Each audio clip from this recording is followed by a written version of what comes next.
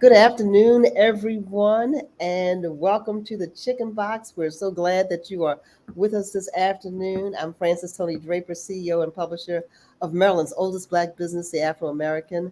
Um, Newspapers, it's in our title, but in this day and age, we're more than a newspaper, so we abbreviate it to Afro News. We're glad you're with us on the Chicken Box. If this is your first time joining us, the Chicken Box, yes, with two X's, is a place where we share our truth. And our tagline is don't be a chicken, get on the box. And the reason it's called a chicken box, we are based in Baltimore, Maryland, where four wings and fries constitutes a chicken box. It's greasy, it's good. You can find them on every corner. And so, Ashley, do you like a chicken box? I love a chicken box. Oh, a chicken box. They have chicken boxes in DC as well. I believe so. Yes. Okay, but you have to come to Baltimore to get it. And so some people say you have to eat a chicken box with ketchup, and some people say hot sauce, and some people say it's fine just the way it is. What do you think, Ashley? I do mine with a little bit of hot sauce. I like some spice. You like some spice, right? And then you get either half and half, and then you're good to go. Half tea, half lemonade. And so here we are today. So good afternoon to everyone who's watching us by way of we still call it Facebook. I know they changed the name to Meta. Um, Watching by way of Facebook this afternoon. We're glad that you are here wherever you are in the world. We have people tuning in from all over the place. Please tag us, like us, share it, let us know, give us your comments, because this is an interactive live show. And Impeccable sends his regards. He says he'll be back next week. Ashley, go on and introduce yourself. Hi, everyone. My name is Ashley Fields. I'm the Afro Assistant Editor. I just graduated from Howard University, and I've just started my career here at the Afro, and it's been absolutely amazing. Yeah. All right, HU in the house, and we really are glad to have Ashley with us. We have a treat for you today. Um, our guests are getting ready to come on, and we are so excited about them being with us today. They're going to introduce one another when they come, and so here they come. I hear the drums. There, there they are, Aisha and Shoa. Welcome to the Chicken Box. Thank you. Thank you. Well, we are so glad to have you this afternoon, and we're so looking forward to this conversation. I think we're going to start, Shoa, by having you to introduce Aisha, and then we'll flip the script, Aisha, for you to introduce Shoa. Okay, we're ready. Well, thank you both for having us this afternoon. It's a pleasure, and we're not going to be chickens, and we're hopping on the box today, so I'm excited about that. It's only right that I introduce Aisha first. She is my older sister, and she is one of the reasons why I even approached this work the way that I do, and has heavily influenced my understanding of health and wellness. So shout outs to you. But Aisha Manley Philpotts is a graduate of Bowie State University, HBCU in Maryland. She has been in education for over 20 years and also has a degree in psych, I believe, which ultimately which ultimately led her to the path of just wanting to understand the Black community deeper. And being in education for over 20 years put a lot into perspective for her, from her own health and wellness journey to her students' health and wellness journey and the families. And in addition to that, her own personal experience as a mother, as a wife, and just as a Black woman in America, and realizing that our Caribbean roots and the identity of moving as a village didn't really exist in our current state, and just wanting to kind of find a way to connect back to that. So I'll stop there. She's also a sister. We heard you. The older sister. Right. Older sister, yes. Okay, but you all look like you're pretty close in age, though, even though she's. Oh, thank you. No, she's younger. Black just doesn't crack. Oh no, I said she was younger. I mean, I co-sign with her being younger, but she's not 20 years younger or 10 years younger. She's not that much younger. Look at her, looking at her eyes. She's trying to say she's actually about 10 years younger. Okay, all right, that's a good thing. That's a great thing. Yeah. All right, thank you, Shoa, for and Aisha. We're so happy to meet you so Glad that you are here. Tell us about Baby Sis. All right. So, Baby Sis is a powerhouse in itself. Her name is obviously Cheryl Philpotts. She attended Howard University and HU. Yeah, go ahead, do your thing. Another HBCU, or like they want to say, the HBCU. So yes, as a social justice major, she has been in the field of social justice now for the past several years. She also works with the restorative justice population, providing them with services via It Takes a Village, doing the To Be Me program, which is something that we also recently pushed in collaboration with the nonprofit. So did I do you justice, younger sis? She's like, she is the spokesperson of the nonprofit. So I must say that. And with her being a powerhouse in itself, when we came together, she has been the voice and the push. I want to say the big engine that basically took us from just an idea to full-fledged concept and incorporation. So have to give my little sis her props. I call her boss lady all the time because boss lady, powerhouse, the engine behind the collaborative. All right. I see you, sis. And HBCUs in the house, shout out to Morgan State. So okay, Morgan and Bowie, and I know HU is there. Speaking of HU, Ashley, weigh in on this conversation. What do you want Show and Aisha to let our audience know? Oh, well, first off, big ups to both of you guys for making this organization work and all the work you're doing with Black women. I noticed that you guys first shared that you are from a Caribbean household. I wanted to know which country or which island you guys are from, and share a little bit about your upbringing with us and how that has influenced the work you're doing now. Yeah, I'll start off. Of course, we are from the smallest, but the baddest and the bestest, Jamaica, the one and only. We are both from Jamaica. Of course, Aisha was born there. I was actually born in Ethiopia. Our parents have Rastafarian roots in their beliefs. And that speaks a lot to just our whole identity around giving without arrest and just putting people before ourselves and understanding the power of community, because that's what we grew up in. So being in the DMV and living in the DC metropolitan area, even our family or the people that we're connected to right now aren't necessarily our blood, but they are our family's friends that have been with us through and through. And that's what we grew up seeing. And also paying homage to our parents. They have been into philanthropic work since we were born. So that's something that's just been a part of us. And my father currently has a foundation, which also kind of put into perspective like what nonprofit work can do. His foundation is the Shashamani Foundation that supports a school in Ethiopia. So it's just like a lot of full circle moments for us as far as how or why we even saw the opportunity within a nonprofit space to invest in the Black community. But I'll pass it to Aisha to just share like why we started with women in general, Black women. Okay, she's always such a hard act to follow. But nonetheless, when it came to the community of Black women, we realized that we weren't having a lot of the courageous conversations that are necessary to thrive. And that's what we saw growing up with, our aunts, our elders. And when it came to our population or our generation, I should say, that wasn't the case. So we wanted to have a safe space where women can come together and have those courageous conversations about health, about wellness, about family, about all the gamut of it all. We wanted to touch on everything that we could.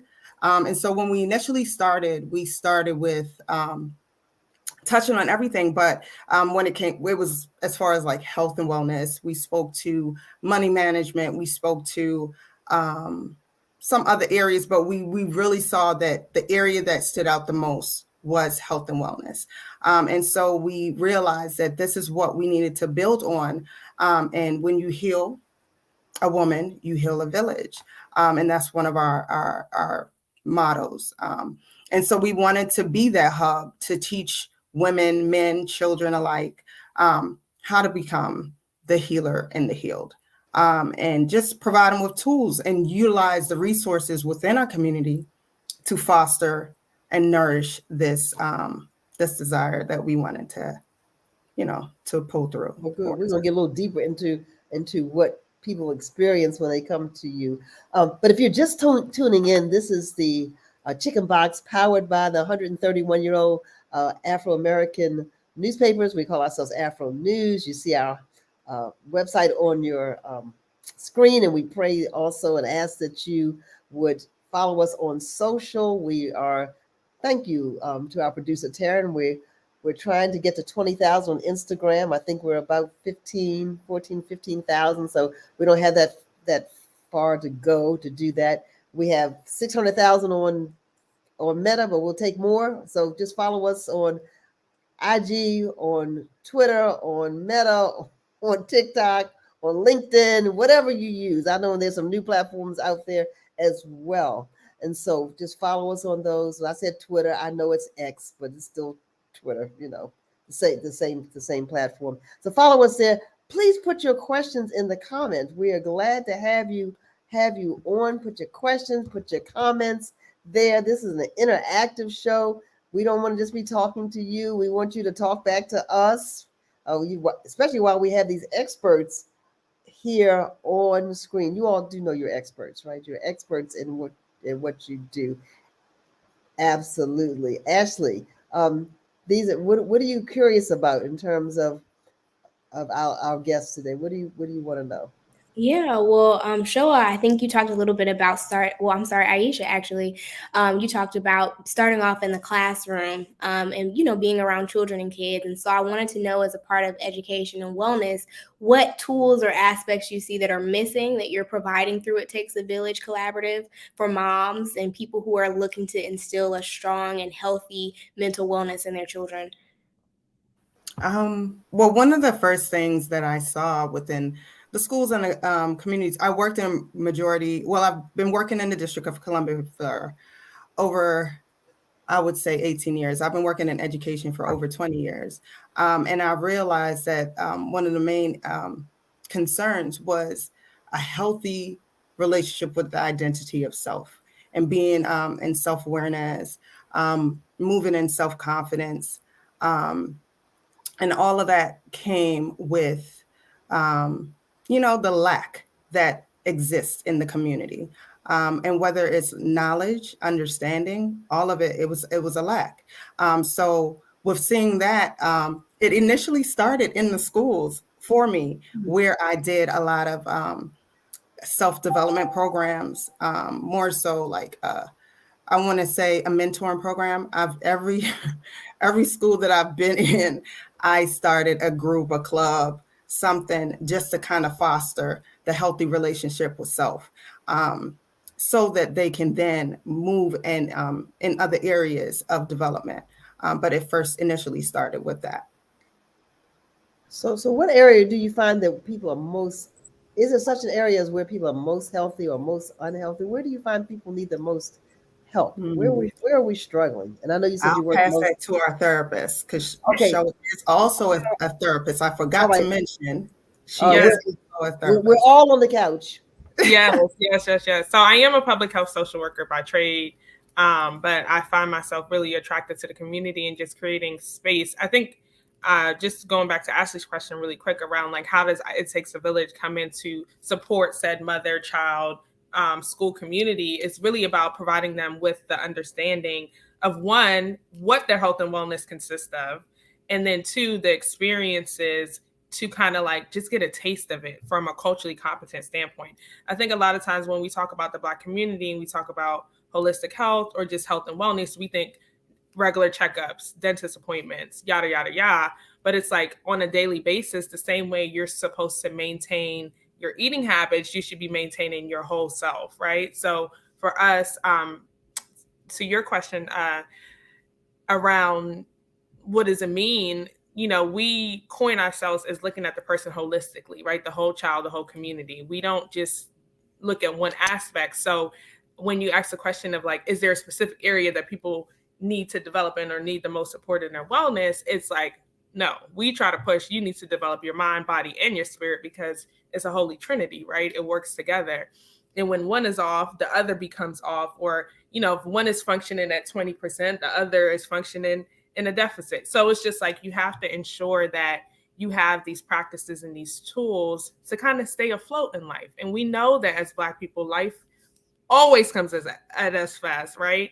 And our whole goal is to pull us out of this state of survival and more so into a state of thriving, right? We believe that we can all thrive in our fullest potential if we just took the time to tap in.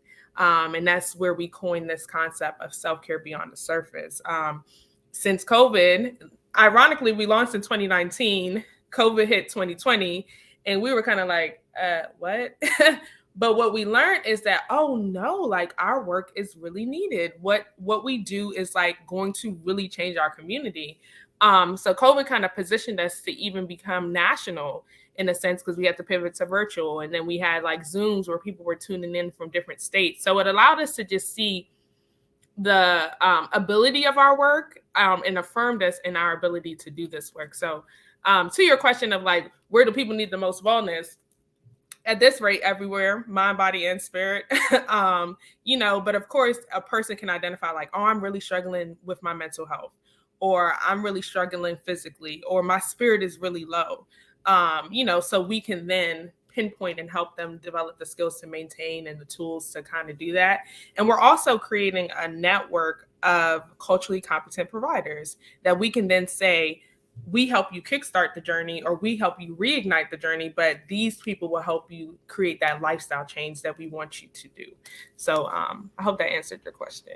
It does. And so I'm really trying to and you all are doing a great job with this, be real clear about what It Takes a Village Collaborative does. So I know you have a video, maybe that'll help. You think that'll Well, the video is about the retreat. I could do a quick snippet. What we provide culturally competent experiences, a community, and a network to begin your health and wellness journey, or reignite it if you've already been on it.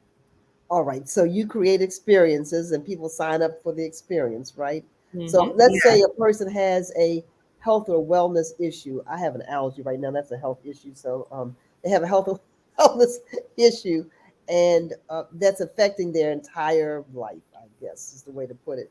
So how do they find you? How does that work? Mm-hmm. Yeah, so I would say that a lot of times there are, let's say, 3 different ways that people come in contact with us, right? It can be like a regular person browsing on social media with an interest in like helping themselves in their health and wellness, and then they'll come to an event and then they'll get the tool and then they'll be like, oh, I need more. How can I stay connected? I have this issue. Can you point me in the direction that I need to go in? And then we're able to do that. Then there are people that come to us from word of mouth, because we have had a following just off of the strength of our community, where they've just been like, oh, ITAV, I'm going to come and check it out. And then they tell a friend that tells a friend that tells a friend. And then they're able to gain the supports and benefit from our community. And then the last thing I will say is definitely us going directly to communities, such as, like, as Aisha mentioned, the return to citizen community, people coming out of prison, us going directly to them and understanding that naturally they're going to have a need for support in their health and wellness, and going to them and supporting them. So it's a little bit of word of mouth. It's a little bit of like curiosity and interest. And then there's also those populations that we know need it, and we go directly to them and meet them where they are. You all are busy. Mm-hmm. In many ways. I thought it was pretty cool to see online that you guys have it broken up into women, men, youth, and then community. And so just wanted to shout you guys out for your Queen Bee Talks that the women have, the King's Roar for the men. Can you talk about some of the youth programs that you'd like to highlight on the call? Okay, I can speak to that. Once again, like I said, it initially started in schools where we saw the need for self-development programs or just developmental programs. So then we started a mentor program called Sisters of Wisdom. And we help these young ladies sow their seeds of self-awareness, self-acceptance, self-empowerment to blossom into the beautiful women that they can become, or young ladies that they can become. And so we offer a mentoring program for young ladies, middle school through high. And we do invite our graduates back to come back and be big sisters, and also contribute back to the community. So we have the SOU program. And yeah, I think I answered the question fully. Yes, you did. Also wanted to circle back to sort of some daily habits that you can give people who are watching on this call, just to feed your mind, body, soul, and spirit. What are some things that you guys practice in the morning or before you're winding down in the evening that sort of help you ground yourself, that you can give us a few tips on? You want to? Yeah, I love that you asked that question, and I'll chime in and then pass it to Aisha. And I love that you pointed out morning and night, right? So when we're talking about mental health and your subconscious drives you. So being able to do something in the morning and the night helps you to kind of reprogram those narratives that we've been living in and been told growing up. So for me, daily habits, I'll give 3. Daily gratitude. And you can do that simply by writing a list of 5 things that you're grateful for and 5 things that you want to be grateful for. And this practice is like allowing you to just see the good in what you have, right? A lot of times it's so easy to be focused on what's to come, what's happening, but we never take a stop in a moment to just be grateful. So that's one way of just like increasing your energy, your frequency, your positivity on a daily basis. Second thing that I do is I do like daily devotional meditations. I am Christian by faith. So I do a 3-minute meditation in the morning that's around the scripture. And the reason I do 3 minutes is because I know I don't got much more to give in the morning as I'm trying to get ready. And it's feasible for me. That's one thing too. When you have these practices, you want to do something that is realistic and it's easy for you. And then the last thing I do, I am into fitness and working out. So I try to work out at least 4 to 5 times a week. Some weeks it's just 3, but then I give myself grace in that. So for me, it's daily gratitude, devotional meditations, and then working out. And I'll pass it to Aisha. Okay, so I'll do the afternoon, right? And in the afternoon, a lot of times we've done so much for the day, and it's either we're carrying the heaviness of the day. And so for me, I do a lot of release rituals, right? And one of my favorite release rituals will be that I love to do is journaling. And journaling allows me to kind of vent, pray, whatever, or even just be simply grateful for making it to and through the day, right? So journaling is a good release ritual for the afternoon. Another one that I love, I am a aromatherapy fanatic. So for me, all things self-care release in the afternoon, whether it may be a candle, it may be a bath. All of those are central related, meaning as far as aromatherapy. So I will do eucalyptus, eucalyptus this morning to get you up. More so lavender or rose or something to calm and soothe in the afternoon to help release. Or it could just be a nice steam, a nice shower where you put those things in to kind of help you release all the heaviness of the day and welcome the calm and the ease to kind of unwind. Because as women, we keep going, whether we consciously, subconsciously, we keep going. So for us, we have to be very intentional on doing these things, and even the little things, as far as just the scent that you choose for your aromatherapeutic approach to soothing, whether it may be a body butter, it may be a candle, it may be a bath, but that helps to calm and soothe. So that's another one. And I guess I got to match with the 3.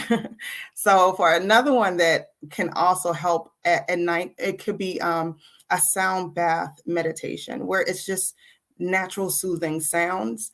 Natural soothing sound that a lot of people love to listen to is water, right? Naturally, rain, the ocean, those that takes me out like straight like a baby to sleep. And that's why a lot of babies, you see that the soothing music that they listen to is more like water related or just a white wash sound. These are why, because it's naturally soothing and calming to the nervous system. So those will be the 3 that I would recommend. And I'm glad you mentioned all of those. I'm gonna ask you a little bit more about journaling. A lot of people don't know if you have an Alexa app or whatever you have, whatever app you have, you can just say play white sound, play Mhm. ocean sounds, play whatever, and it will, it'll accommodate you. And so Yeah. you don't have to do anything really expensive. Just, go in and do it that way and just relax yourself. So, and I was glad to hear you say about essential oils as well. Listen, if you're just tuning in, this is a Chicken Box powered by the Afro, and we're learning from two experts how to be whole, right? WHOLE, how to have holistic healing and holistic living with our experts. So we have Aisha and Shoa, who are sister and sister, who have started this collaborative, a nonprofit to work primarily with women on our wholeness. And so you mentioned journaling, and I know a lot of people carry a journal, like to journal, or don't know really how to journal. We've gotten so used to our devices now. So what would you recommend? What's a good effective way to journal? Well, I'm old school. You I'm old pen and school? Okay. paper. I'm pen and paper. Even though the new age, you can do a lot. You can even do journaling through voice recording on your phone. You can. But I'm old school. I'm pen and paper. I have journals everywhere in my house. I was like, if anybody want to find out my whole secrets, everything, they just find one of my journals. But like I said, journal is whether it's for gratitude journaling or release journaling or whatever it is that a prayer journal. My journals are all of that. And it's just a safe outlet for me to either just give thanks or simply release something that I no longer care to carry. So it's very therapeutic in that, right? And it also just provides a healthy avenue to be whole, mind, body, and spirit, with being mindful and aware and accepting of whatever is happening throughout your life, and even to change, which I have to plug, that is our self-care beyond the surface concept, right? That you in awareness, you acknowledge, in acceptance, you accept all the things that you have you have become aware of, and then if you desire to change it, then you push forward in the efforts of doing things to change. So the journal is an outlet to do all three. So Yeah, and I'll add just some like practical tips because as a therapist, I always encourage my clients to tap into this. And I've had clients that are younger that are like, I don't want to be sad. I don't want to face what's going on with me, like that whole piece. So I think that there are different ways to tap into journaling. One thing I always encourage on this entire journey of self-care beyond the surface is giving yourself grace. So you're not going to come out the gate if you don't journaling 16 pages just off the cuff. So one thing I will encourage you to do is just start with something simple. Maybe have like the gratitude journaling where you're just writing down daily 5 things that you're grateful for. Second thing can be you can identify and find journal prompts on social media that may prompt you to think about something and then journal about that. Sometimes you need guidance on what to journal about. The last thing I will encourage you to do is start journaling on your phone. So we all have a note section on our phone. So if you're not comfortable writing as yet, begin there. And as Aisha said, you can also record yourself, whatever your thoughts are. But the whole idea is to release. It's kind of like to do a brain dump at the end of the day, or even at the start of the day, just to create space for all that's going to come at you. And also at night to release all that has come at you and be able to have a peaceful night's rest. So it's a process. Journaling for me wasn't something that I initially did, and I always found myself journaling more so like when I was in crisis in a sense, and I was just at my wit's end. But I've developed a habit of journaling at minimum once a month. And now that habit of journaling once a month pushes me now when I do feel some type of way or I need to process or I don't want to talk to somebody about something, I lean into journaling more. So I'm strengthening that habit, but it's definitely a process. So I just wanted to offer that. I love it. You said it's a brain dump. So once a month you do a brain dump, or more often, right? Yes. I think I've heard of people that journal every day, and they have. yeah, I have it as a daily ritual, for my morning ritual. actually, and it allows me to set the tone. It allows me to create and cultivate what I want for myself and affirm for myself for the day. My prayers are in there. My desires are in there. And even in the morning, it's very reflective of what I may have had experienced the day before, and I want shifted for the new day. So for me, it's very encouraging. It's something that I feel like I'm not right if I don't do it. Now I do give myself grace. For some days, if it's just not a part of what is willed for the day, right? It's okay. If I have to get up and pop up and start moving, I do have 4 kids, so some days it can't get like that, and it's okay, so I do offer myself the grace, but I do have that as a morning ritual for myself, because I see that I need that outlet, and to say and just to take a space just to give thanks, and that's just for me. So it's very individualized, whatever works for you, and we push that a lot in everything that we do. Like, remember that your journey of being your healer and the healed is what you are most comfortable with, and what works for you. So if this doesn't work for you, try it in a different way. We gave several options, but personalize it. It's what you feel comfortable with, and be aware of that, and accept that, and it's okay. So you have events and you have things on your website. Do you do one-on-one sessions with people as well? So we do a lot more group Okay. vibes of things, but we are moving. Naturally, we become one-on-one. Like, naturally, we have clients that will call us and be like, "Oh, like this was great," and then it end up turning into a whole session. And then we have, our community that will reach out to us with the need, and that's like a consultation.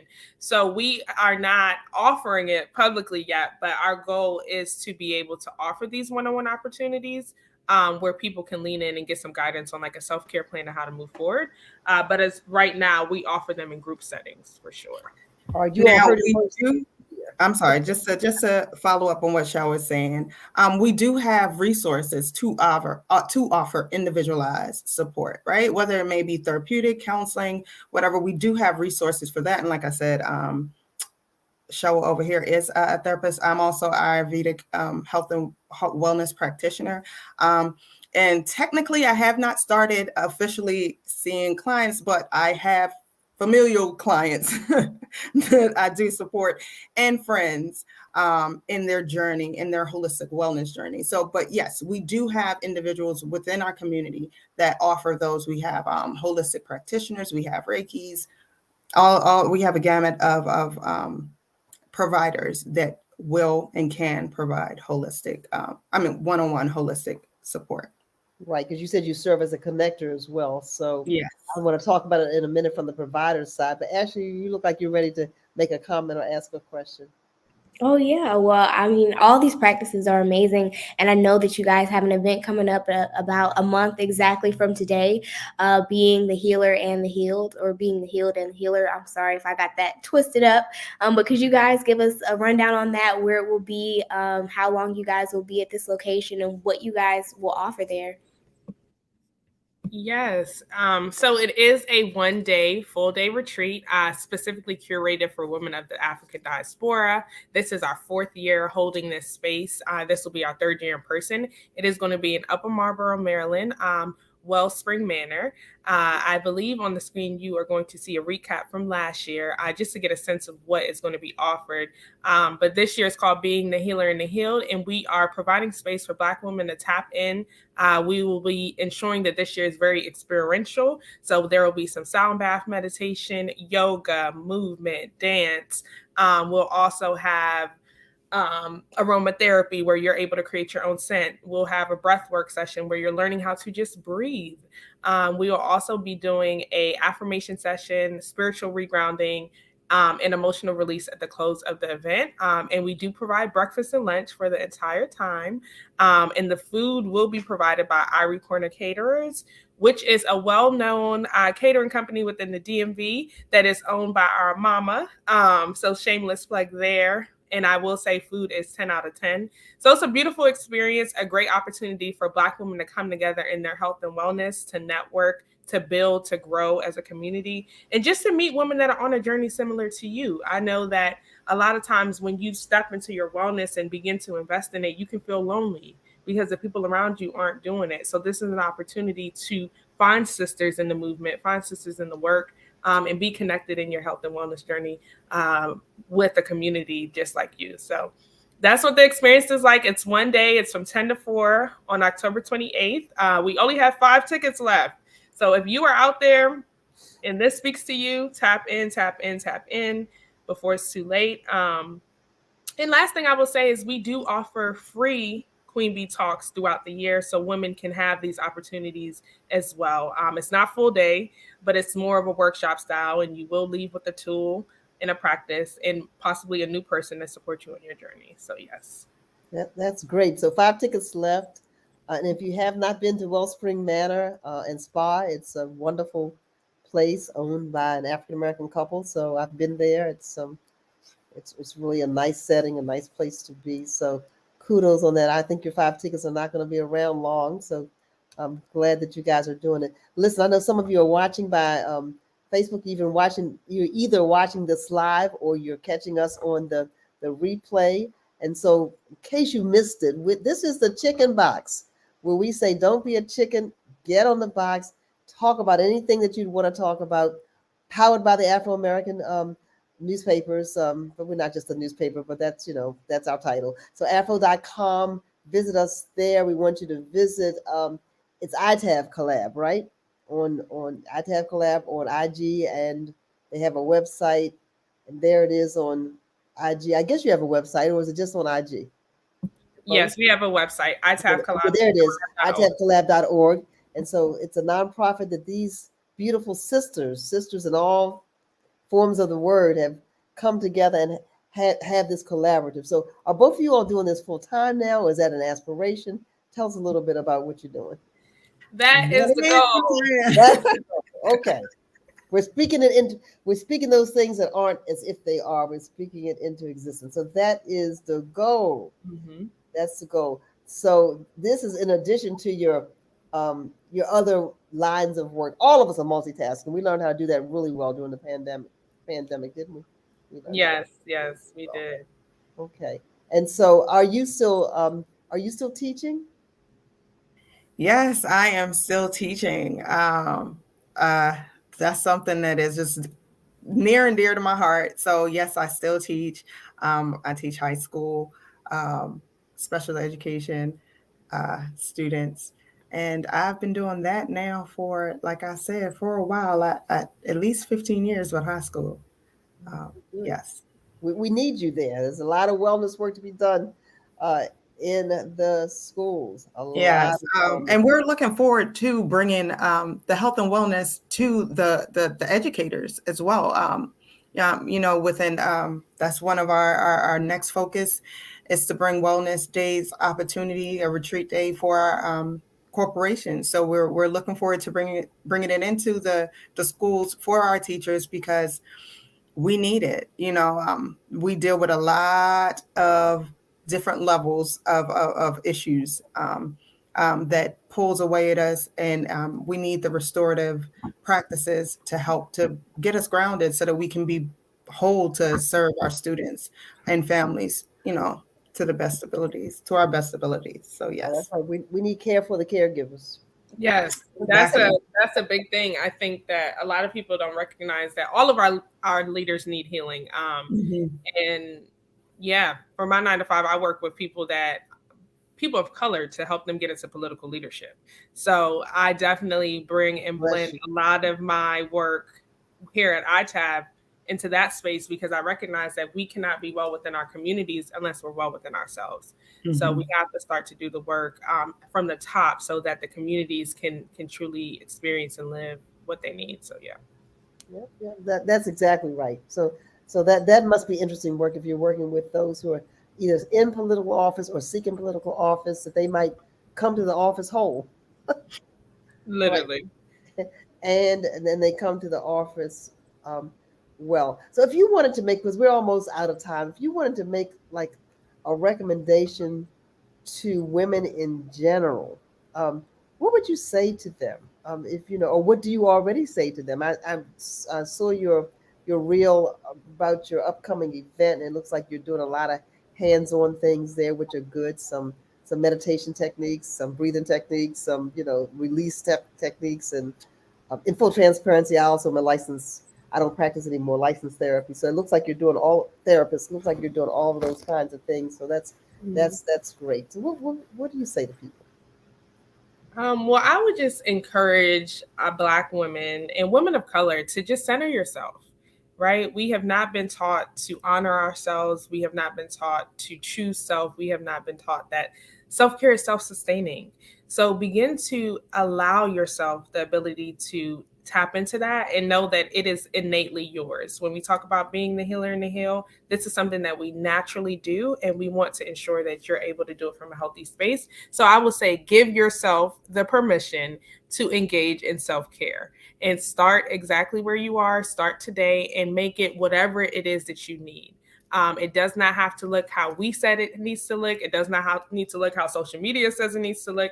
It just needs to look how you think it should look. So give yourself the permission and begin your self-care journey today. That's what I would say there. Black women and women of color.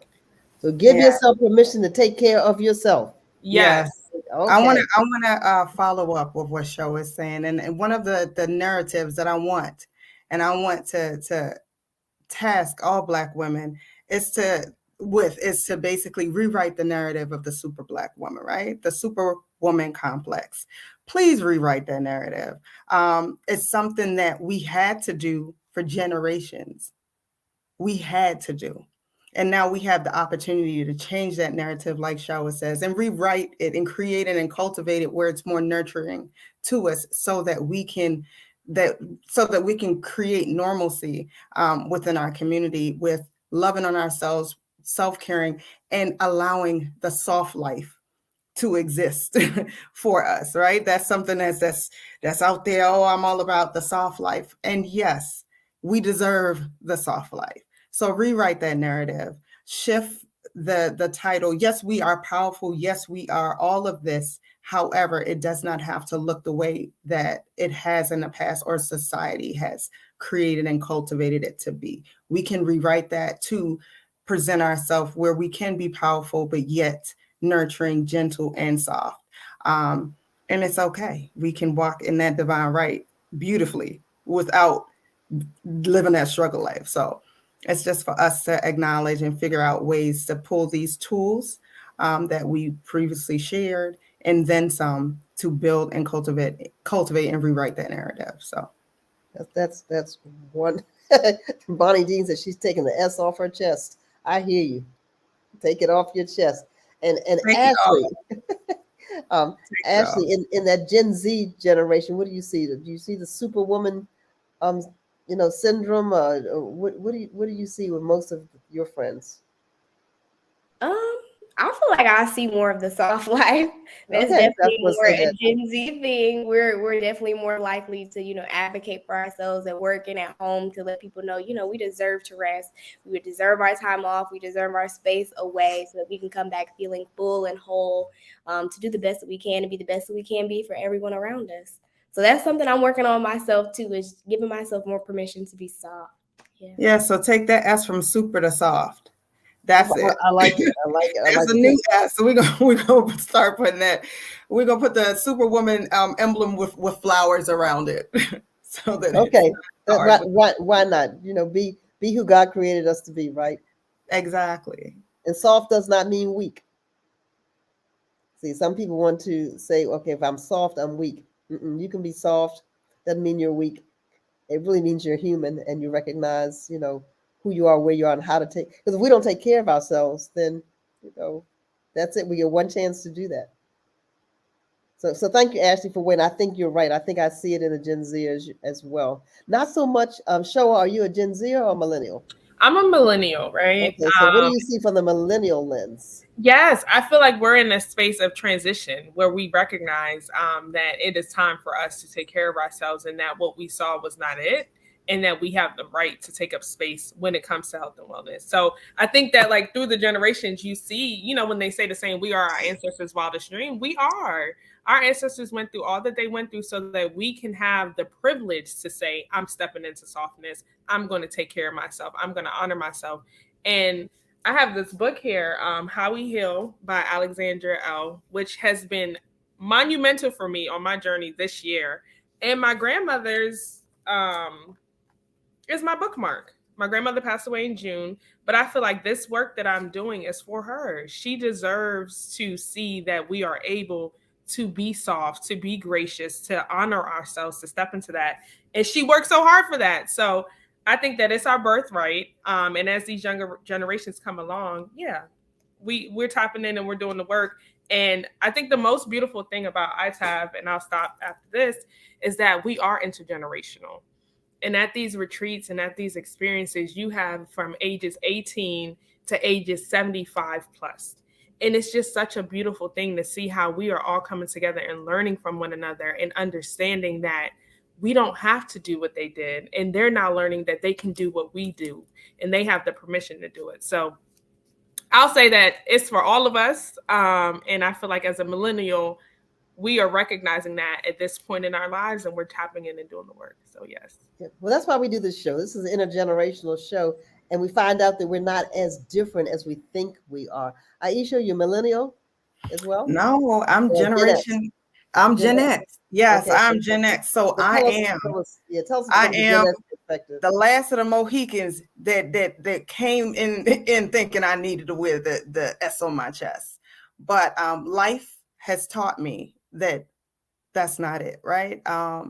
And I say that I say that in all aspects of the word, that I learned that you know how they say experience is the best teacher. Through my experiences, that was not it, right? So a lot of the things that I learned from my foundational learning, it brought me to a place where I had to come to terms with acceptance, awareness, and change to do things differently, because I was becoming broken, and and that started presenting itself in my 30s, and that's early compared to my parents. So that was a red flag, and I noticed that amongst my peers that was the same thing happening. So that's what brought about the conversation with Shoa and I, that why aren't we having conversations around this brokenness that's happening in mid 30s? That's not okay. So those courageous conversations started happening, and the healing started happening. So that's why my takeaway was, it's okay to change the narrative. It's okay to shift the foundational learning. It's okay to honor it, but shift it gracefully, and putting yourself first in your healing process. So it's been a beautiful journey thus far. And all I can say is, without aging myself, within 7 years to shift it, you know what I mean? And now I'm walking in my truth. I'm accepting it. I'm embracing it. You know, I'm ignoring the phone calls, the knocks on my door, the fingers underneath the door from my children. I'm ignoring it. Mommy's off, right? And I'm honoring myself. So yes. Well, good. That's right. And I think that the Gen X generation was the most driven generation. I think even more than the Boomer generation. I think the Gen X generation was, you know, just have to do it. And yeah. At a time. So that's we hit good. The ground running. We hit the ground running, yeah. And beating it, and a lot. And I see it amongst my peers, the repercussions of it all. Because a lot of my peers did not have that moment, the aha moment, or the moment that say something's not right. Let me honor myself. And so it takes a lot to step up and acknowledge that, and even teach the next generation, like, let me tell you, this is how you do it, you know. But the beauty is that society as a whole is bringing different ways to bring that to the next generation through social media, through all the things. So like Ashley said, you know, oh, I think we embrace this offline, you know. So I'm loving the fact that millennials and the next Gen Zers, yeah. And then the alphas too. Yeah, listen, see, I'm all lost. That's all right. So, Well, but I get a little scared when we talk about the alphas, and I'm a little concerned about some of the Gen Zs. But I will say that it's about balance, and then that goes back to why it's so important for these intergenerational conversations, so that people can understand the why in taking care of themselves and understand that it's a privilege for them, and they'll honor it a little differently than just thinking like, "Oh, this is my right." It is our right, but it's humility that has to be in it. So. It's our I feel like as millennials and Gen Zs, it's our responsibility to ensure that the generations after us don't go overboard with it, and we still got people to help the world run. But it's all about balance. So yeah, I agree. I mean, our generation, we were all the, say it loud, I'm Black and I'm proud. We were the militant generation. So, a lot of that militancy still did not translate into taking care of it. And we're on the picket line, telling you what we think, whether you like it or not, kind of folk as young people. We were, the boomers weren't the silent, because the generation before that is a silent generation, right? So they kind of, some of them, let's just go along to get along.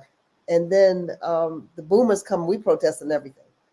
Black Lives Matter has nothing on the boomer generation. And that's why some of us smile when they, when we see those picket lines. So we're the original, you drop out of a hat. We were, protesting, not just the Vietnam War, we protesting anything and everything, laying out in the street and doing all of that people say, oh, that's new. Look at them. No, that's not new. That's old. Right. So I think part of our challenge was to not be so confrontational. Because we were in your face, confrontational. This is what we want. This is what we need. When do we want it? Now, how do we want it? The way we want, the way we want it. And even for sisters, if we weren't, but then we had the soft side, because some of us were the flower children. So, they're legalizing marijuana now and all of that. My generation, it legal or not, that's just who we were. It wasn't a whole question about it. It wasn't a legislative thing. That's so you got this little, this label of flower children, young people who were kind of soft in times, but protesting at the same time. So we all, I'm glad that all four of these generations are on here, because I think we all still recognize, as Bonnie said, no S on our chest. All right, ladies, we're about out of time. And so for those of you who've been listening, you're just joining in, you jumped in the middle and say, what are these people talking about? This is the Chicken Box, powered by the 131-year-old Afro. We're having this wonderful conversation with Aisha and Shoa about their wholeness and wellness collaborative, itabcollab.org. The IG handle is iTab Collab. You see it up on the screen. They've got a retreat coming up with a few tickets left at Wellspring Manor right here in Maryland.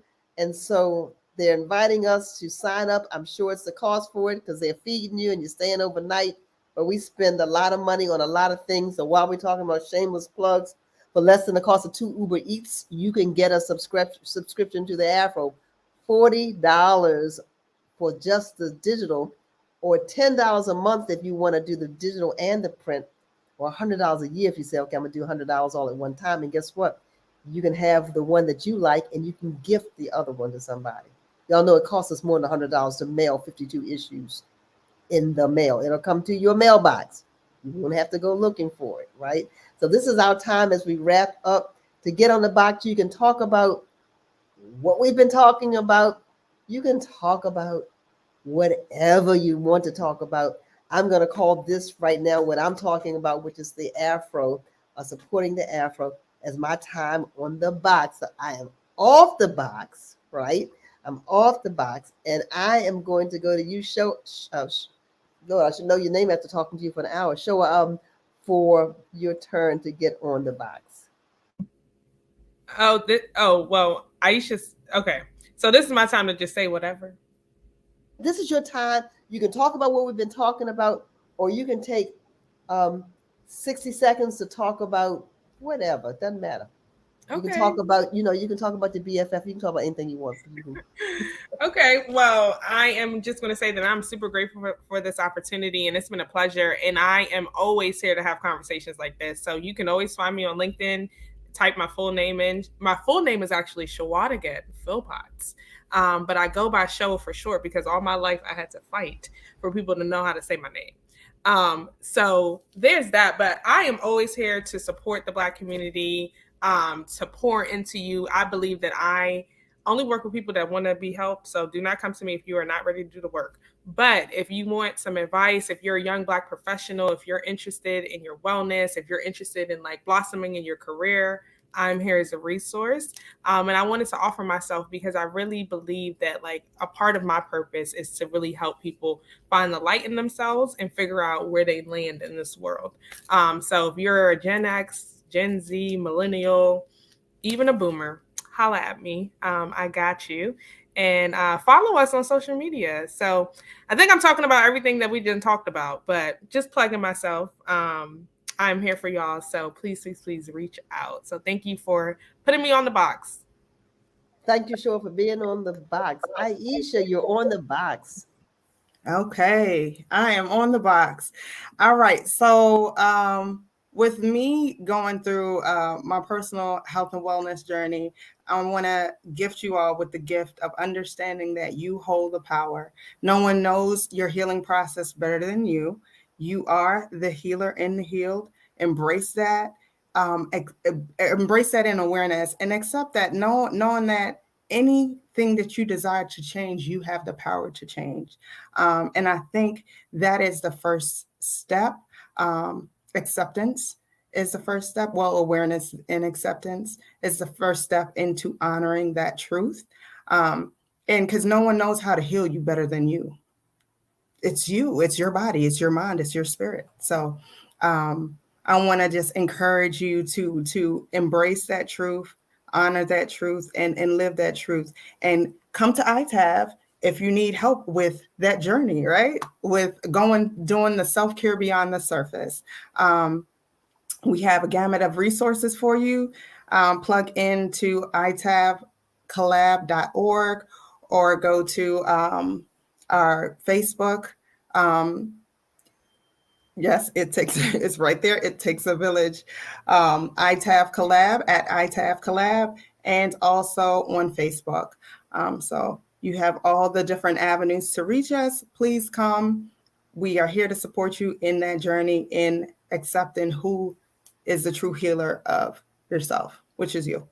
That's wonderful. Before we go to Ashley for the last word, tell us again, Aisha or Shoa, tell us again real quick about your mother's business. Is it a catering business? Oh Is it a yes, restaurant? Ivory Corner Caterers. You can find them at ivorycornercaterers.com. Spell it for us, so we can throw it in the chat. How is it spelled? Aisha, could you drop that in the chat? ivorycornercaterers.com, the website, and it's IRIE and then caterers at on IG is at ivorycaterers.com on IG, and then in the chat there's ivorycornercaterers.com. So it is really, really good Caribbean food, Caribbean African American infused food. They do meal prep. They also do private caterings. They do events, all types of stuff. They've been doing that work for over 30 years in the DC, Maryland area. So definitely tap in. And thank you, Ivory Corner Caterers on IG. You can see the work. And where are they located? They are located in Bowie, Maryland at the moment. Okay. Yep. Okay. But we deliver all of that. So yes, tap in. All right. I mean, it's always good to know. We love good food, and so Ivory Caterers, we got you. All right, Ashley, you are the last one on the box. You get the final word. All right, I'm on the box. I guess my final words would be never underestimate the value of a good meal. I feel like that is truly self-care. I feel like being in college the past 4 years, you forget how important it is to eat something that you know has got good nutrients. You know, you've got your side, you've got your main dish, you know, something that nourishes you, something that's going to stick to your bones. So I enjoyed today's conversation. I know that I took away from it the aromatherapy aspect. I too love a good candle. I too love a good diffuser when I'm waking up or at night. And so I'm going to try to implement more of those factors into my life to make sure that I am caring for myself and others in the best way possible. And there you have it. So we want to thank our guests. Thank you so much for sharing all of your knowledge. You all are dug deep. You've done a lot of work. You said 2019 you started, so you've done a lot of work in these 4 years, and so all the best to you. May you have the desires of your heart. I heard Aisha say that you were Christian, so as you delight yourself in Him, it says in Psalms 37, may you have the desires of your heart. And I heard a desire was to do this full time, even though you both are doing the work where you're planted. So that's always good as well. We thank you for being on. Thank you to all who have tuned in today. I saw Diane. I'm going to mess up on, I saw Bonnie. Did I see a Diva CEO? I saw a couple of other people on weighing in. And so thank you so much for joining us. Thank you to my Gen Z co-host today, Ashley Fields. We appreciate you. Again, we appreciate our guests. And as we say every week, if Impeccable was on, he would say, call up a senior. You never know. Somebody might be lonely. Just one call may be the path to their wellness and their wholeness. And don't worry about if they tell you the same story over and over again. It's okay. You'll be there one day as well. So let's make that call. And finally, don't be a chicken. Get on the box, advocate for what you believe in, and take care and stay not just well, but whole. See you next week.